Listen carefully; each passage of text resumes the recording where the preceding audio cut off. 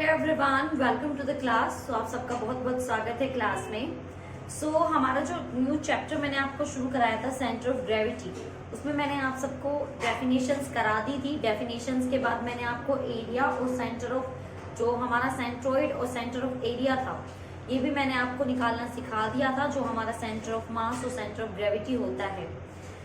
आज जो मैं आपको कराने वाली हूँ ना, वो हमारी उसी जो एग्जाम्पल थे हमारे उसी के सीरीज का जो एक पार्ट है वो कराने वाली हूँ। आज का जो ये क्वेश्चन है ये हमारा न्यूमेरिकल एग्जाम्पल है, जो बहुत ज़्यादा ज़रूरी है एंड बहुत ज़्यादा इम्पोर्टेंट है। जैसा कि आप सब लोग जानते हैं कि हम लोगों ने अब तक बहुत सारे न्यूमेरिकल्स किए हैं। अगर किसी ने अभी तक वो न्यूमेरिकल्स नहीं किए हैं तो मैं आपको सजेस्ट करना चाहूँगी कि आप पहले वो वाले न्यूमेरिकल्स करके देख लें, अदरवाइज बाद में आपको समझ में नहीं आएगा जो मैं आज का कराऊंगी।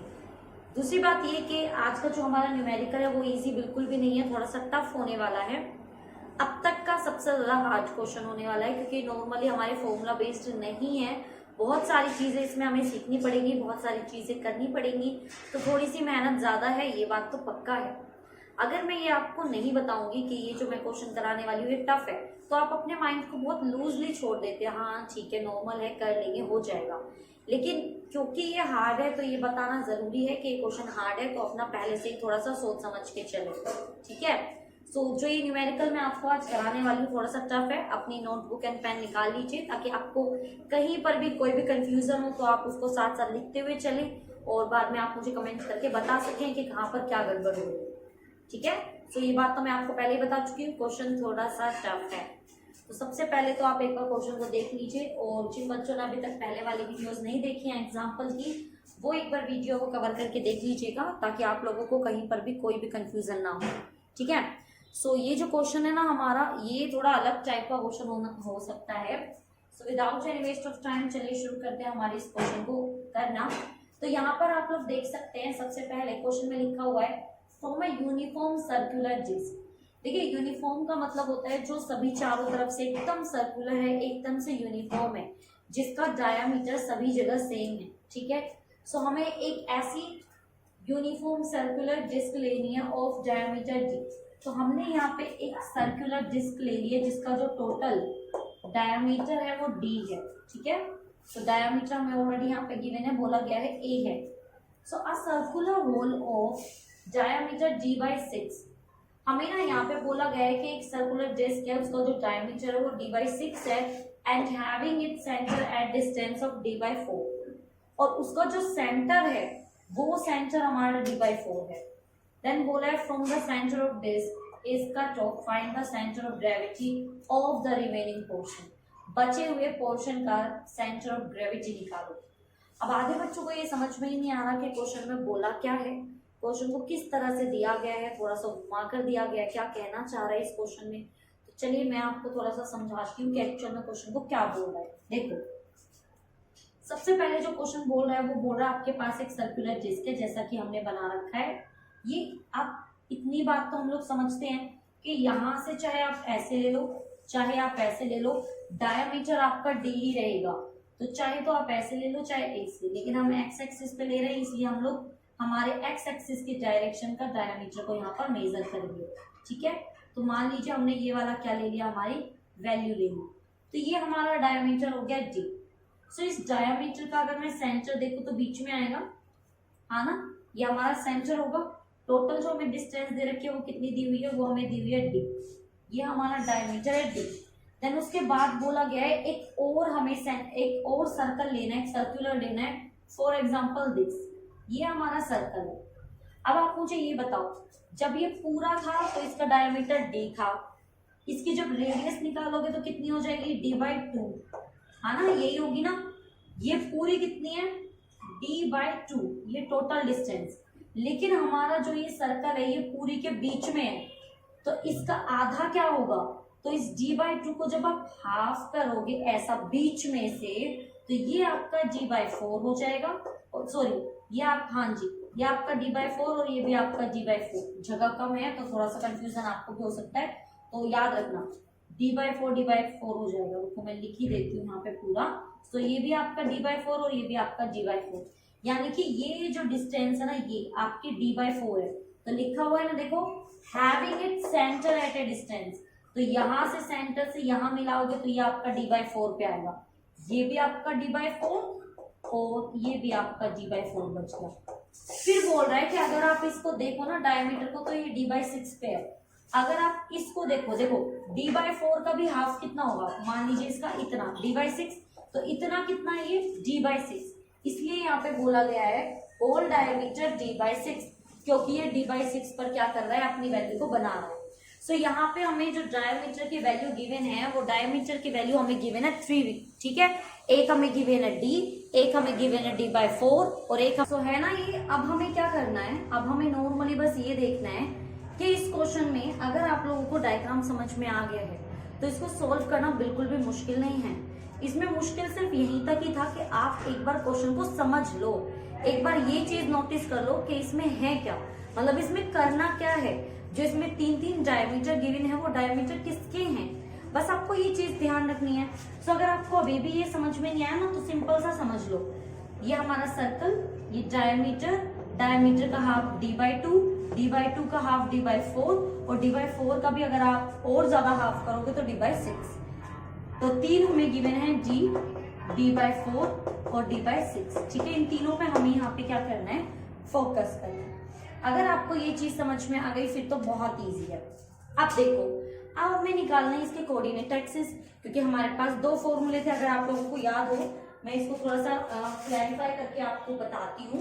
देखो, आपको याद है ना, मैंने यहाँ पे आपको 2 चीजें कराई थी। जब मैंने आपको सेंटर ऑफ ग्रेविटी निकालना सिखाया था, और आप लोगों को जब मैंने ये सिखाया था कि अगर आपसे कोई सेंट्रोइड निकालने के लिए बोले, सेंटर ऑफ ग्रेविटी निकालने के लिए बोले, तो इसको कैसे सोल्व करना है। देखो, आप लोगों को याद है, हम लोगों को अगर x निकालना होता था तो हम क्या करते थे, m1x1 plus m2x2 divided by m1 plus m2, ये तो होता था हमारे x के लिए। अगर हमें y निकालना होता था तो हम क्या करते थे, तो हम लोग यहाँ y कर देते थे, y1 एंड y2, ऐसे ही होता था सेम। लेकिन अब यहाँ पे ये चीज तो जरा नोटिस करो ना आप लोग कि यहाँ पे y तो है ही नहीं। हमारे पास जो कोऑर्डिनेट एक्सिस होते हैं वो ऐसे होते हैं, ये आपका y होता है, ये x एंड ये आपका z।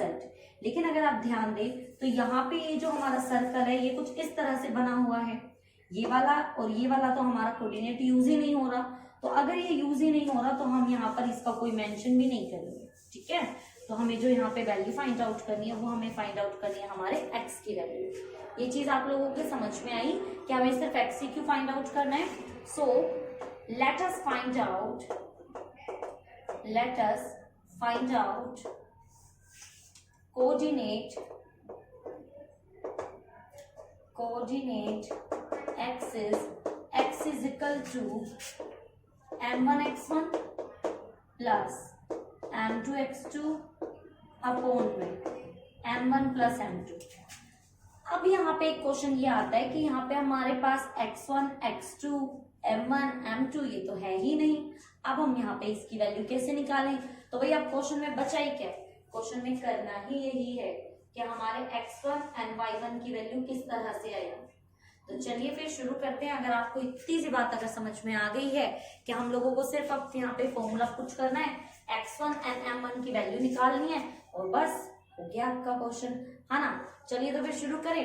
सो लेट, यहाँ पे हमें क्या निकालना है, मास। सो let mass per unit area of disc, let mass per unit area of disc. भाई मुझे एक बात बताइए, अगर मान लो मेरा मास निकालना हो तो हम क्या करेंगे, भाई मेरे कितने एरिया में मेरा कितना वेट है ना, पहले वो निकाल लेंगे। अगर मुझे मेरे सिर्फ हाथ का वेट निकालना हो, हाथ का मास निकालना हो, तो हम उसको अलग कर देंगे, यही करते हैं ना। तो हमें तो सिर्फ इतने एरिया का फाइंड आउट करना है। ये जो आप एरिया देख रहे हो हमें इसका, यानी कि इस सेंटर से लेके और ये जो सर्कल है इसका जो हमारा सेंटर ऑफ मास है ना, सेंटर ऑफ ग्रेविटी, ये हमें फाइंड आउट करना है। तो मान लेते हैं कि पूरे का है ना, पूरे का m है, यानी इस पूरे का डिस्क का जो मास है वो हमारा m है। अब हम निकालेंगे हमारे mass of disc of diameter, mass of, यानी कि ये जो डिस्क है ना उसका mass of disc of diameter, यानी कि डिस्क के डायमीटर का जो हम मास निकालेंगे वो हम मान लेते हैं वो हमारा d है, ठीक है। तो अब हमारे पास क्या है, अब हमें निकालना है यहाँ पे हमारा m1। सो m1 की वैल्यू कैसे होगी भाई, m1 जो है मेरा पूरा मान के चलो, तो m1 की वैल्यू होगी हमारी m इंटू, याद रखना ये छोटी छोटी चीज बहुत ज्यादा इंपॉर्टेंट होती है, m into area of disc. Great, तो m तो m ही रहेगा। अब आप एक बार वो वाले लेक्चर पर जाइए जब मैंने आपको ना पूरा का पूरा ये बताया था कि हमारे जो फिगर है उसमें एरिया कितना होगा, x की वैल्यू कितनी होगी, y की वैल्यू कितनी होगी, मैंने आपको ये ऑलरेडी कराया हुआ है। याद है ना, मैंने यहाँ पे एक टेबल बनवाई थी छोटा छोटा करके, यहाँ पे x y फिर फिगर का नाम, ये सब मैंने आपको कराया था। तो मैंने उसमें लिखवाया था कि एरिया ऑफ डिस्क क्या होता है। तो जल्दी से मुझे बताओ एरिया ऑफ डिस्क क्या होता है। तो एरिया ऑफ डिस्क होता है हमारा पाई d/2 का होल स्क्वायर। भाई पाई, क्योंकि इसका सरकमफ्रेंस हमारा पाई पे जाएगा, और क्योंकि हम पूरे डिस्क का ले रहे हैं तो इसका हाफ क्या होगा d/2, यानी कि इसका हाफ, भाई यही तो होता है ना, पाई आर स्क्वायर ही तो होता है। क्यों इतना झंझट ले रहे हो। एरिया ऑफ डिस्क क्या होगा, पाई आर का स्क्वायर। आर क्या है यहाँ पे, आर होगा हमारा d/2, तो इसका स्क्वायर। तो इसमें इतना कंफ्यूज होने वाली तो कोई बात ही नहीं थी। तो यहाँ पे ये हमारा हो जाएगा m पाई d²/4। समझ में आई। इतनी सी चीज मैंने यहाँ पे क्या किया है, बहुत सिंपल सा काम किया मैंने यहाँ पे कि हमारा m ही है, पाई पाई d²/4। तो ये तो निकल के आ गई हमारे m1 की वैल्यू। अब हमें क्या करना है, अब हमें क्या करना है, अब हमें निकालना है कट ऑफ जो हमारा मास है। तो मास ऑफ, यानी कि देखो क्योंकि क्वेश्चन में ऊपर लिखा हुआ है, एक बार ध्यान दो क्वेश्चन पे, साथ साथ ध्यान देते हुए चलिए। क्वेश्चन में एक्चुअल में हमें कट ऑफ की वैल्यू निकालनी है। So mass of cut off portion, so भाई कट ऑफ पोर्शन क्या है मेरा, ध्यान देना यहाँ पे, ये मेरा सर्कल, ये हमारा पूरा, ये हमारा सेंटर, और सर्कल है हमारा यहाँ पे। कट ऑफ पोर्शन मान लीजिए हमारा इतना है, या अंदर का भी ले सकते हो तुम इतना, ठीक है। तो जब हम इस आधे का निकालेंगे तो यहाँ तक तो कितना हो जाएगा हमारा π/4, इतने का क्या हो जाएगा हमारा π/6, कितना हो जाएगा हमारा π/6। तो π/6 का भी हम अगर 2 से हाफ करेंगे तो कितना होगा π/12, ध्यान रखना इस चीज का। तो ये हो जाएगा हमारा मास ऑफ कट ऑफ पोर्शन, यानी कि m2 हमारा आ जाएगा m इंटू में पाई d/12 का होल स्क्वायर, ये हो जाएगा m पाई d²/144। तो भाई ये आपकी इक्वेशन 1, ये आपकी इक्वेशन 2 और ये आपकी इक्वेशन 3। अगर आपने ये वैल्यू यहाँ पे निकाल ली तो मैं आपको गारंटी देती हूँ कि आपको यहाँ पे कुछ भी फाइंड आउट करने की जरूरत है ही नहीं। अगर आपको ये तीनों वैल्यू यहाँ पे निकालनी आ गई कि मैंने ये तीनों वैल्यू कहाँ से और कैसे निकाली है, बस अब आपका काम बहुत ईजी है। हमने इतनी देर से इतनी जो झंझट की है ना, एक्चुअल में हमने इसी के लिए की है। हमें एक्चुअल में यही वैल्यू फाइंड आउट करनी थी कि हमारे जो m1 है m2 है, इनकी वैल्यू क्या होगी। क्योंकि आपको देखो यहाँ पे फॉर्मूला तो आता ही है कि x निकालना है, y तो हमारे पास है ही नहीं। अब अगर फॉर्मूला निकालना है तो m1 m2 की वैल्यू मस्ट है, तो ये वैल्यू हमें यहाँ पे फाइंड आउट करनी है। उसके बाद हमें x1 x2 फाइंड आउट करना है। सो m1 और m2 तो हमने फाइंड आउट कर लिया, ये हमारा m1 हो गया, ये हमारा m2 हो गया। अब जो दिक्कत आएगी ना वो आएगी हमारे यहाँ पे एक्सिस की, यानी कि हमारा x1 एंड x2 क्या होगा। सो अगर आप लोग यहाँ पे x1 and x2 find out करके दिखा देंगे तो आप बहुत आसानी से निकाल सकते हो, ठीक है। देखो तो हम पहले x का निकाल लेते हैं, x1 का, ठीक है। सो डिस्टेंस ऑफ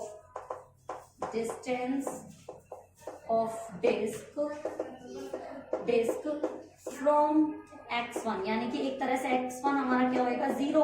भाई ये तो हमारा सेंटर पर ही है ना, तो सेंटर पर तो 0 ही होगा। हम लोग x1 निकाल रहे, तो x1 पे क्या होगा 0 ही होगा, 0 वैल्यू रहेगी। और अगर हम लोग निकालें x2 तो देखो ये पूरा कितना हमारा x, मान लीजिए डिस्टेंस हमारी d है, तो इस d का यहाँ पे कितना आएगा, यहाँ पे हमारा d/2, और हमें निकालना है इस पोर्शन का, तो कितना हो जाएगा हमारा d/4। तो हमारी टोटल कितनी आ जाएगी x2, ये हमारी आ जाएगी यहाँ पे d/4। बस ये दोनों वैल्यू आपको निकालनी थी आपके पास। अब हमारे पास x1 x2 भी है, m1 m2 भी है। अब हमें क्या करना है, अब हमें एक सिंपल सा काम करना है कि हमारी वैल्यू यहाँ पे कितनी आनी चाहिए, ये वैल्यू हमारी पुट करनी है। अब एक चीज और यहाँ पे फोकस करो, जब कोई चीज फिजिक्स में बहुत छोटी होती है, कोई भी चीज हो, आप जब आपने की है तो आपको पता होगा, बहुत छोटी जब कोई चीज होती है ना तो उसको हम नेग्लेक्ट कर देते हैं, माइनस में कर देते हैं। तो आपको बस एक छोटी सी चीज याद रखनी है कि जो मास ऑफ कट ऑफ पोर्शन ना, ये नेगेटिव में जाएगा क्योंकि ये बहुत कम वैल्यू है, ठीक है। बस बाकी हमें कुछ नहीं करना, बाकी हमें बस पुट करना है। तो ये आ गया हमारे x की वैल्यू।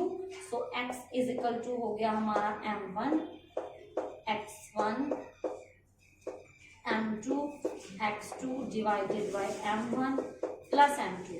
अब इसको बस सोल्व करना है। सो m1 कितना है हमारा, m1 है m pi d square bye 4 और x कितना है, x1 कितना है हमारा 0, ठीक है। और प्लस हमारे m2 की वैल्यू माइनस में है तो ये हो जाएगा m pi d square by 144। और इसको जब आप यहाँ पर डिवाइड करोगे तो m1 प्लस m2 कितना आ जाएगा आपका, m pi d square bye 4 minus m pi d square by 144, यही होगा। साथ साथ भाई अपनी नोटबुक और अपनी पेन निकाल कर रखिए, साथ साथ करते हुए चलिए, ठीक है। तो अगर आप इसको देखें तो ये तो आपका 0 ही हो गया, तो ये आपका हो जाएगा is equal to minus m pi d square by 144। नीचे वाली वैल्यू फटाक से सॉल्व करो जल्दी से, कौन सबसे पहले इसको करके दिखाएगा, जल्दी से सॉल्व करो। अच्छा एक मिनट मैंने यहाँ पे मल्टीप्लाई नहीं किया, हमने x2 की वैल्यू तो मल्टीप्लाई नहीं करी, ये हो जाएगा हमारा d बाय 4, तो d आपका क्यूब हो जाएगा और ये आपका लगभग हो जाएगा 576, हाँ ना। एक बार देख लेना, मैंने यहाँ पे ये मल्टीप्लाई करना मैं भूल गई थी, तभी मेरे को लगा कुछ कमी है, ठीक है। तो ये x2 की वैल्यू मल्टीप्लाई करोगे तो आपकी ये आ जाएगी। आप जरा इसको सोल्व करो जल्दी से, कितना आएगा, जल्दी से करके फिर मुझे बताओ। हो गया, मैं करूं, चलो। सुबह इसका एल्शियम लोगे तो ये तो 144 ही आएगा। इसको यहाँ पे करेंगे तो हमारा 36 m pi d square minus m pi d square, यही आएगा। एक बार चेकआउट करिए प्लीज सारा का सारा, क्या हमारी यही वैल्यू निकल के आ रही है जो हमारा फाइनल रिजल्ट आ रहा है। अब आप जब इसको यहाँ पर सॉल्व आउट करेंगे, जब आप इस पूरी की पूरी वैल्यू को यहाँ पर सॉल्व करेंगे, यानी कि जब आप इसको यहाँ पर सॉल्व करेंगे तो जब आप 36 को माइनस करेंगे तो ये हो जाएगा आपका 35 m पाई d स्क्वायर, तो ये हो जाएगा आपका minus m pi d cube upon में 576 divided by 35 pi m pi d square upon में 144। आप इसको उल्टा करके लिखेंगे तो ये हो जाएगा minus m pi d cube 576 multiply by 144 divided by 35 m pi d का स्क्वायर। तो ये m पाई कैंसिल, ये स्क्वायर से ये हमारा कैंसिल, ये हमारा आ जाएगा d 144 मल्टीप्लाई बाय 576 इंटू 35, ऐसा ही है। एक बार जल्दी से चेक करिए, है ना, यही है। तो अब आपको इसको पूरे को सॉल्व करना है। जब आप इसको फाइनली सॉल्व करेंगे तो आपके पास जो फाइनल रिजल्ट आएगा x की वैल्यू वो आएगी आपकी माइनस D140, ये आना चाहिए। इसको एक बार सॉल्व करके देख लीजिएगा। तो एक बार इसको चेकआउट कर लीजिए कि आपका आंसर इतना ही आ रहा है। ऐसा तो नहीं है कि कहीं पर कोई गड़बड़ है। क्वेश्चन आई नो थोड़ा सा लेंथी भी है, थोड़ा सा कंफ्यूजिंग भी लग रहा होगा आपको, ऐसा लग रहा होगा कि ये मतलब कैसे फाइंड आउट करा होगा, क्योंकि यहाँ से लेके और यहाँ तक तो सिर्फ मैथमेटिकल है, ये तो कोई भी बच्चा कर देगा, ये तो बहुत इजी था। एक्चुअल में जो कंफ्यूजन क्रिएट होती है वो होती है यहाँ पे कि हम लोगों को कैसे पता लगेगा कि m1 क्या आएगा, x1 क्या आएगा, है ना। तो देखिए इसके लिए तो आपको मेहनत करनी पड़ेगी, ये क्वेश्चन इतना इजी नहीं है, मैं भी आपको ये नहीं कहूंगी कि बहुत इजी क्वेश्चन है, एक बार में ही आपको आ जाएगा, है ना। तो इतना तो ये आसान नहीं है जितना आसान आपको लग रहा था।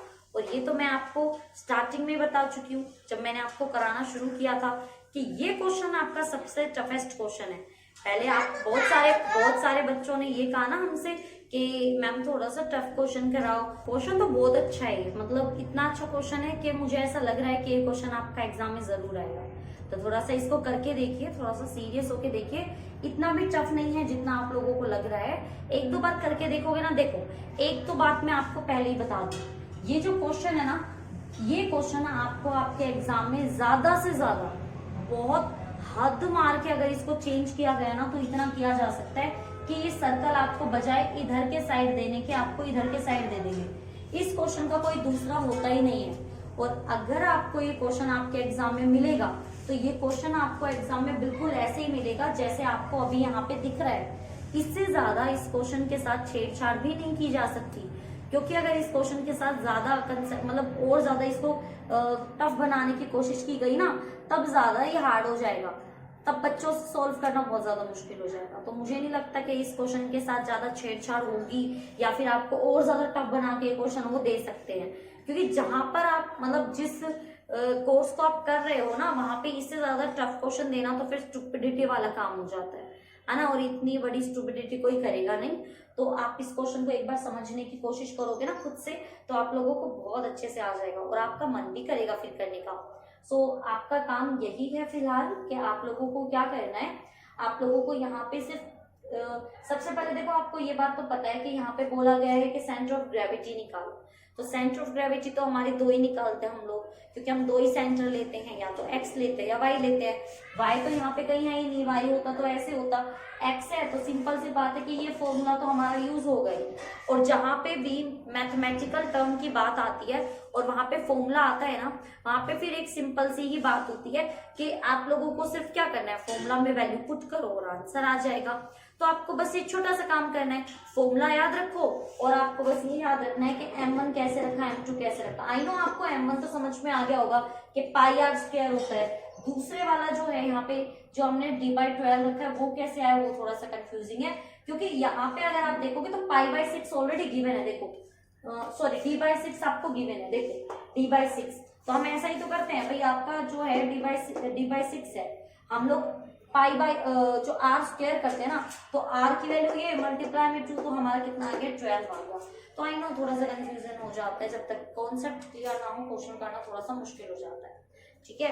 तो इसको थोड़ा सा आपको करके देखना पड़ेगा। देखिए साथ साथ करना ज्यादा बेस्ट रहता है।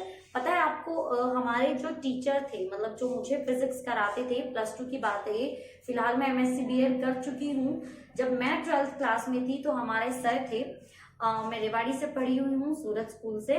तो वहाँ पे हमारे जो फिजिक्स के सर थे, मैं जरूर नाम लेना चाहूंगी उनका, मिस्टर परमजीत यादव सर। अगर आप देख रहे हो तो थैंक यू सो मच, आपने बहुत अच्छा फिजिक्स पढ़ाया है। ये मैं इसलिए कह रही हूँ क्योंकि उन्होंने ना सिर्फ हमें पढ़ाया, हमें वो नॉलेज दी जो हमारे लिए जरूरी थी, जो हमारे सिलेबस से जरूरी था। उन्होंने बहुत कुछ हमें अलग से सिखाया, है ना। वो चीजें मैं आपको सिखाऊंगी, जैसे मैंने आपको साइड में ये चीजें करके बताई ना कि ये चीज ऐसे कर लीजिए, ये πr स्क्वायर है, डिस्क ऐसे। तो पता है हमारे सर क्या बोलते थे, हमारे टीचर हमें बोलते थे, बेटा आप क्या करो कि आप जैसे आपकी नोटबुक होती है, ठीक है, तो आपकी नोटबुक का ऐसा डिजाइन होता है, ऐसा मार्जिन गिवन होता है ना, ऊपर भी होता है जहां पर आप लिखते हो डेट, आपका जो चैप्टर का नाम है, फिर यहाँ पे आप लिखते हो क्वेश्चन नंबर 1। तो हमारे टीचर क्या बोलते थे, बेटा आप साइड में भी एक मार्जिन रखो। ये मार्जिन है ना, ये आपकी नॉलेज दिखाता है कि आपको कितनी नॉलेज है। फॉर एग्जांपल जैसे मैंने आपको कुछ अलग से टिप्स लिखी कि मैंने यहाँ पे ये d/2 क्यों लिखा, 12 क्यों लिखा, क्योंकि πr स्क्वायर होता है ना एरिया, तो हम साइड में लिख लेते थे कि भाई एरिया πr स्क्वायर है, यहाँ पे ये मतलब यहाँ पे हम हमारा एक्स्ट्रा नोट करते थे। बीच में तो जो सर का जो मेन होता था, जो एग्जाम से रिलेटेड है, फॉर एग्जांपल ये आपका एग्जाम से रिलेटेड है, तो उसको हम यहाँ पे लिखते थे। जो एक्स्ट्रा टिप्स होती थी ना, वो हम यहाँ पर लिखते थे। ये आप यकीन नहीं मानोगे, जब हम लोग करते हैं ना तब हमें अच्छे से याद रहता है, लेकिन जैसे रिवीजन पे आते हैं, अरे ये कहाँ से आया, पता नहीं मैम ने क्यों लिख दिया, ये सर ने क्यों लिख दिया, वो आपके कंफ्यूजन और टाइम का वेस्ट जो हो रहा है ना, उसको बचाने का काम आपका ये वाली जो मार्जिन है ये करता है। आपने पहले ही लिख दिया, ये क्यों लिखा था मैम ने, इसका रीजन मैंने आपको साथ साथ में बताया, तो ये आपको बहुत फायदा देगा। हमने किया था, ऐसा नहीं है, आप पूरी क्लास हमारी भी करती थी, जिन्होंने किया जो टॉप पे है, कुछ ना कुछ कर रहे हैं अपनी लाइफ में, है ना। तो इन चीजों को वो आपके ऊपर है, तो मैं आपकी बता सकती हूँ, मैं आपकी हेल्प कर सकती हूँ, हमारे टीचर्स ने हमारी की, मैं आपकी कर सकती हूँ, लेकिन आप कितने अच्छे से उसको अपनी लाइफ में इम्प्लीमेंट करते हैं, कैसे उसका यूज करते हैं, वो आप पर डिपेंड करता है, उसका तो हम भी कुछ नहीं कर सकते, तो हम सिर्फ आपकी हेल्प कर सकते हैं, और आपकी हेल्प के लिए हम हमेशा रेडी हैं, ठीक है। तो इस चीज को थोड़ा सा सीरियस लीजिए, थोड़ा सा करने की कोशिश कीजिए। आई नो थोड़ा सा मुझे पहले न्यूमेरिकल से बहुत डर लगता था, अरे यार ये क्या है, मुझे तो मैं मतलब मैथमेटिक्स के नाम से तो बस क्या ही कर दूं, लेकिन भाई मैथमेटिक्स जो है फिजिक्स में सबसे ज्यादा जरूरी है, तो सीखना भी पड़ा। थोड़ा सा शुरू में मुश्किल लगा, लेकिन बाद में बड़ा इजी हो गया। तो थोड़ा सा अपने लाइफ में करेज लेकर आइए, थोड़ा सा हिम्मत रखिए, हो जाएगा, ठीक है। तो आपका काम यही है, रफ नोटबुक में एक बार इसको करके देखो, देन उसके बाद आप लोग एक बार फेयर नोटबुक में इसको लिख देना, ठीक है। तो अब मैं आपको करा रही हूँ नेक्स्ट क्वेश्चन, आई होप आपको वो भी समझ में आ जाएगा। तो चलिए शुरू करते हैं। चलिए तो अब करते हैं हमारा नेक्स्ट वाला क्वेश्चन, एंड आई होप ये क्वेश्चन भी आपको बहुत आसानी से समझ पे आ जाएगा, और नहीं आएगा तो मैं समझा दूंगी, कोशिश करूंगी इजी बनाने का, लेकिन थोड़ा सा मेहनत तो आपको भी करना पड़ेगा, विदाउट मेहनत तो नहीं होगा, है ना। तो मेहनत तो हम लोगों को करनी पड़ेगी। तो चलिए फिर शुरू करते हैं without any waste of time.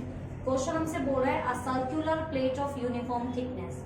हमारे पास क्या है, एक सर्कुलर प्लेट है, तो ये हमारी हो गई सर्कुलर प्लेट, जिसका यहाँ पे जो डायमीटर वो 56 गिवन है, यानी कि ये टोटल हमें ऑलरेडी गिवन है। पहले वाले क्वेश्चन में हमें गिवन नहीं था, इसमें हमें ये गिवन है कि इसका जो डायमीटर है वो 56 centimetre, a circular portion of diameter 42 centimetre. अब आधे बच्चों को समझ में नहीं आएगा कि ये क्या बोल रहा है। भाई ये बोल रहा है कि इस सर्कल को ना थोड़ा सा इस तरह से कट कर दो और एक और सर्कल बना दो।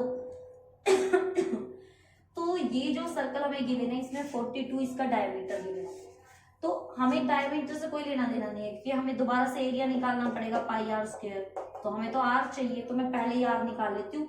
तो यहाँ पे जो हमारा इतना होगा ना, क्योंकि ये है ना, तो ये तो हो जाएगा हमारा 28, और क्योंकि हम यहाँ से निकाल रहे हैं इसका, तो इसका आएगा यहाँ से, तो ये अगर हमारा O है तो ये हमारा O1 होगा। दोबारा समझाती हूँ इस चीज को, ये आपका सर्कल है, यहां से आप नापोगे तो ये आएगा आपका 28 सेंटीमीटर।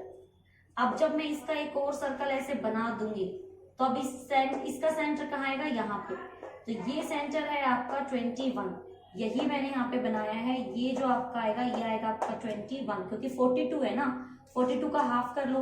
भाई बड़े वाले का जो बड़ा वाला है इसका दिया हुआ है 56, तो डिवाइड करोगे तो कितना आएगा 28। नीचे वाले छोटे वाले को गिवन है 42, डिवाइड करोगे तो कितना आएगा 21। तो इस तरह से हमारा पूरा का पूरा क्या चलता है, यहाँ पे सिस्टम चलता है। तो बोला गया है कि अगर इसको रिमूव कर दिया जाए तो पोजीशन निकालिए सेंटर ऑफ ग्रेविटी। तो ये क्वेश्चन है, सेंटर ऑफ ग्रेविटी निकालना है, जैसा कि हम लोगों को पता है किस तरह से हमें इसको सोल्व करना है। तो थोड़ा सा इस पे फोकस करने की जरूरत है, इजी है, बहुत इजी है, 1 मिनट में समझ में आ जाएगा अगर थोड़ा सा कोशिश करोगे तो चलिए फिर लिखते हैं क्या क्या करना है। A circular plate of uniform thickness has a diameter of 56। सो शुरू करते हैं। सो thickness of a circular plate of diameter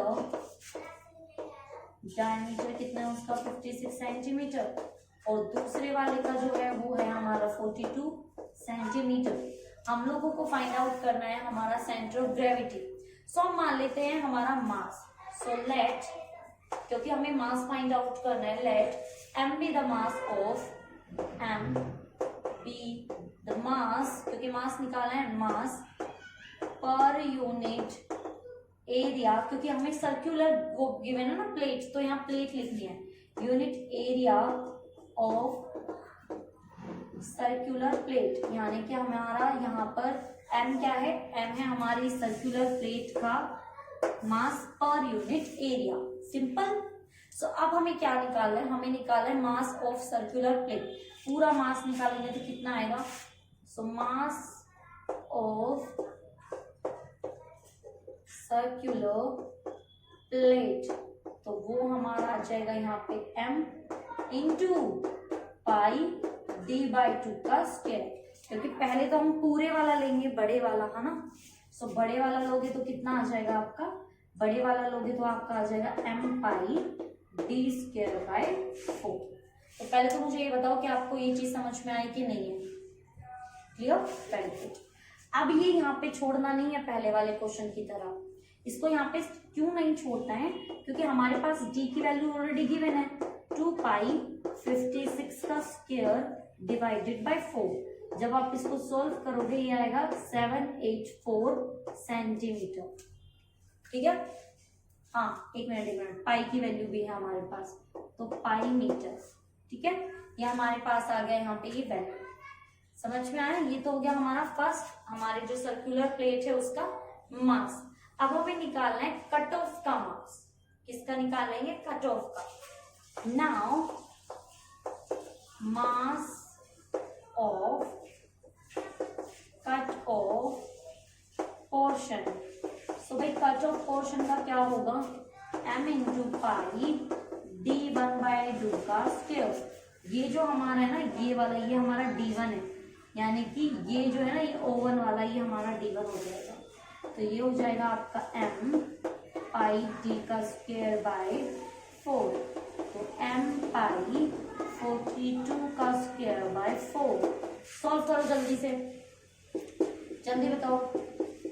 ये लगभग आएगा आपका 343 पाई, क्लियर। तो ये तो आ गया हमारे पास मास, कि हमारे इन दोनों के मास की वैल्यू कितनी आएगी। अब हमें निकालना है रिमेनिंग पोर्शन का mass. Now find out the mass of remaining portion. So remaining portion का मास कितना आ जाएगा हमारा, m माइनस m1। तो भाई m आपका कितना है 784 पाई माइनस आपका 343 पाई। सो फटाफट से मुझे सोल्व करके बताओगे इसका कितना आएगा, जल्दी से देखते हैं कितना मास निकल के आएगा हमारा, जल्दी से फाइंड आउट करके बताइए। ओ एक मिनट, मैंने यहाँ मिस्टेक तो नहीं कर दी, नहीं यहाँ पे थोड़ा सा मिस्टेक है, आप लोग चेक कर लेना, ठीक है। ये यहाँ पे हमारा 440, इसको चेकआउट कर लेना। मैथमेटिक्स की आपको गारंटी लेनी पड़ेगी, ठीक है। आपको ध्यान रखना पड़ेगा छोटी छोटी चीजों का, खुद भी करके देखना है, और अच्छा है पता तो लगे कौन कितना ध्यान दे रहा है ना। सो ये हमारे पास हो गया, तो जरा माइनस करना, 41384, यहाँ पर हो जाएगा हमारा 4 and 7 4, ये हमारा 3, इतनी हमारी वैल्यू आ जाएगी। तो अब क्या करना है हमें, क्या बस इतना ही काम था, क्या इतना ही काम हमें यहाँ पे करना था, या इसके अलावा कुछ और भी है।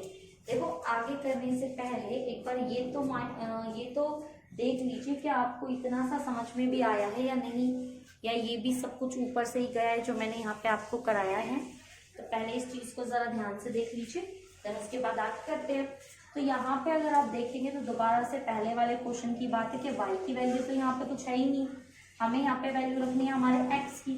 तो x की वैल्यू रखोगे तो हमारे पास फॉर्मूला तो वही रहेगा, m1x1 m2x2 divided by m1 plus m2, यही वैल्यू आएगी।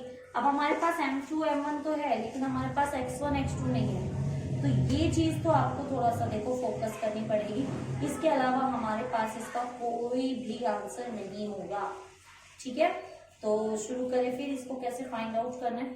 तो यहाँ x1 की वैल्यू जो आएगी ना हमारी, अगर आप डिस्टेंस को मेजर करेंगे तो इसका जो कॉमन आएगा वो 7 आएगा, 21 28 का, तो ये होगा हमारा 7, और x2 जो आएगा हमारा वो हो जाएगा हमारा x, है ना। और जो ये x1 या x2 और जो x की वैल्यू आएगी वो आएगी हमारी 0, ठीक है। तो ये छोटी छोटी चीजें आपको याद करनी पड़ेगी। अगर ये छोटी छोटी चीजें आप यहाँ पर याद कर लेते हैं, आपको समझ में आ जाती हैं तो इजी है ना, फिर तो कुछ मुश्किल है ही नहीं। तो हमें यहाँ पे x1 और x2 की वैल्यू लेनी है। सेंटर पे x हमेशा 0 होता है, तो x इज इक्वल टू हो जाएगा आपका m1 हमारा ये है, तो ये हो जाएगा हमारा 441 मल्टीप्लाई 441 पाई मल्टीप्लाई बाय कितना 7। m2 हमारा कितना है, जल्दी से मुझे m2 की वैल्यू बताओ। m2 हमने यहाँ पे निकाला है, ये m2 है, तो ये हो जाएगा हमारा 343 पाई मल्टीप्लाई बाय x, क्योंकि यहाँ x है, divided by m1 plus m2, तो ये हो जाएगा आपका 441 पाई प्लस 343 पाई।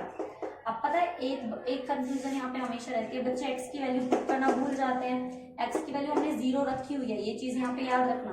तो x की वैल्यू जब आप यहाँ पे 0 पुट करेंगे, 441 पाई इंटू में 7 प्लस 343 पाई इंटू में 0 डिवाइडेड बाई 441 प्लस 343 पाई, तो ये तो आपकी 0 ही हो गई। ये हो जाएगा आपका 441 पाई मल्टीप्लाई बाय 7 डिवाइडेड बाई, अब इसको जल्दी से सम करके बताओ मुझे कितना आ रहा है, जल्दी से इसको सम करके बताइए कि आपका सम कितना आ रहा है, कर लेना, ठीक है। ये आपके ऊपर छोड़ती हूँ मैं। जब आप इसको सम करेंगे तो कहीं ना कहीं आपका जो ये साइन आएगा ना, ये लगभग आपको कितना आएगा 9 सेंटीमीटर। x आपका 9 आना चाहिए। आप देख लेना करके, ये आपको होमवर्क में दे रही हूँ क्योंकि बहुत दिन हो गए मैंने आपको होमवर्क नहीं दिया, तो ये होमवर्क आपको करना है, कर करके देखना है कि कैसा होता है कैसा नहीं होता है। कहीं पर भी कोई कंफ्यूजन होती है तो हम यहाँ पे हैं आपके लिए, लेकिन अगर आपसे हो जाता है तो फिर तो कोई बात ही नहीं है ना। तो ये तो हो गया हमारा ये क्वेश्चन। अब एक छोटा सा क्वेश्चन हमारा बाकी है ना, वो क्वेश्चन भी मैं आपको कराऊंगी, लेकिन उसको करने से पहले आपको ये क्लियर करना है। तो पहले हम लोग इसको क्लियर करेंगे, देन उसके बाद देखते हैं जो भी हमसे हो पाएगा हम लोग करेंगे। तो होमवर्क आपको कंप्लीट करना है, बाकी की बातें करेंगे हम लोग नेक्स्ट वीडियो में। तब तक के लिए शेयर कर दीजिए, लाइक कर दीजिए। कहीं से कोई भी आपको लगता है कि कहीं पे कोई कमी है तो आप मुझे बता सकते हैं, ठीक है। तो मिलते हैं नेक्स्ट वीडियो में, बाय बाय, टेक केयर।